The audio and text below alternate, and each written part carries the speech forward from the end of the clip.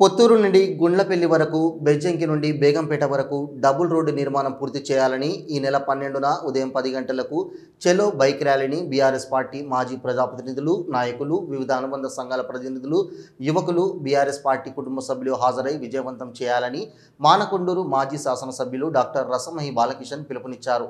ఇల్లంతకుంట మండల కేంద్రంలోని BRS party కార్యాలయంలో పల్లె నరసింహారెడ్డి అధ్యక్షతన జరిగిన ముఖ్య కార్యకర్తల సమావేశంలో మానకొండూరు మాజీ శాసనసభ్యులు డాక్టర్ రసమహి బాలకిషన్ పాల్గొన్నారు. ఈ సందర్భంగా మాట్లాడుతూ రాజకీయాల్లో గెలుపోటములు సహజమని, పార్టీ కార్యకర్తలు ధైర్యంగా ఉండాలన్నారు. ప్రజల మధ్యనే ఉంటూ వారి సమస్యల పరిష్కారం కోసం నిరంతరం పోరాటం చేస్తామన్నారు. ప్రతి కార్యకర్తను కంటికి రెప్పలా కాపాడుకుంటామన్నారు. ఈ కార్యక్రమంలో సిరిసిల్ల జిల్లా జెడ్పీ మాజీ వైస్ చైర్మన్ సిద్ధం వేణు, లింగాల నిర్మల, లక్ష్మణ్, మహిపాల్ రెడ్డి, మాజీ ప్రజాప్రతినిధులు, పార్టీ గ్రామశాఖ అధ్యక్షులు, నాయకులు పాల్గొన్నారు.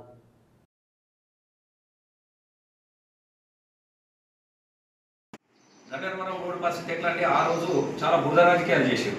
మన రోడ్డును అడ్డం పెట్టుకొని మేము డబుల్ రోడ్డు తీసుకొస్తలేము, ఏది లేదు, మీరు చెయ్యాలి, మీరు అదా ఇదా అని చెప్పేసి దాంట్లో ఆ సాధన సమితిని పెట్టి ఆ సాధన సమితి ఒకటి యువకుడని వాళ్ళని ఒక పెద్ద డ్రామా చేసారు. సరే డ్రామా చేస్తే మన సారు పెద్ద సారు కేసీఆర్ కరీంనగర్ వచ్చినప్పుడు సరే రోడ్డు సమస్య చాలా ఇంపార్టెంట్, కొత్తగా మండలం అయింది, ఈ పొత్తూరు నుంచి ఇక్కడి కనుక మనం డబల్ రోడ్ చేయగలిగితే ఇటు నుంచి వెంబడవాడ కానీ ఆ రోడ్డు కానీ సిరిసిల్ల కానీ చాలా అందుబాటులో ఉంటుంది. దాంతోపాటుగా దానికి విలువ కూడా పెరుగుతుంది, డిమాండ్ పెరుగుతుంది మండలానికి అన్న ఉద్దేశంతో చెప్పిన వెంటనే సారు హెలికాప్టర్ ఎక్కి కరీంనగర్ నుంచి హైదరాబాద్ లోపలనే జీవో మనకు వచ్చేసింది.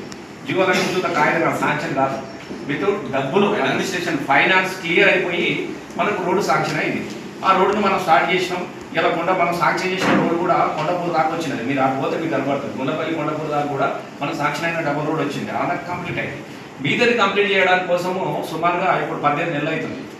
ఇక చేస్తాను ఆ రోజు రోడ్ ఇట్లా రాగానే చేసి పడతా 100 రోజులలో రోడ్ అయిపోతుంది, 100 రోజులలో ఇది అయిపోతుంది, రోజులు కొట్టి కంకర పోసింది. కంకర పోస్తే పాపము అసలే ఫ్రీ బస్సులతోని ఆటో వాళ్ళకి ఇబ్బందులు ఏర్పడితే పాపం ఆ టైర్లు ఇట్లా వెయిట్ వస్తే టైర్లు వాళ్ళు ఏం చేసారు, జనపల్లెలు ఇట్లా పాపం వాళ్ళే సొంతగా పైసలు వేసుకొని పీచుపల్లె నుంచి ఇట్లా పోతలేదు కదా, పీచుపల్లె నుంచి మట్టి పోయించుకున్నట్టు తిరిగేసి వస్తారు.